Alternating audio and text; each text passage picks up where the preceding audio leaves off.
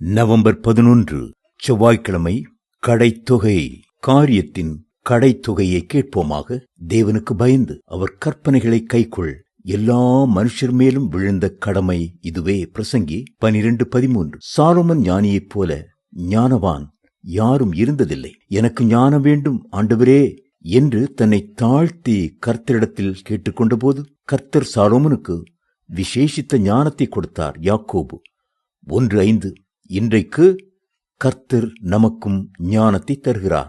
நீதிமொழிகள், உன்னத பாட்டு, பிரசங்கி ஆகிய புத்தகங்களை எழுதின சாலோமன் ஞானி உலகத்திலுள்ள சகல அறிவையும் ஆவிக்குரிய சகல காரியங்களையும் அலசி ஆராய்ந்து பார்த்துவிட்டு கடைசியாக காரியத்தின் கடைத்தொகையை கேட்போமாக என்கிறார்.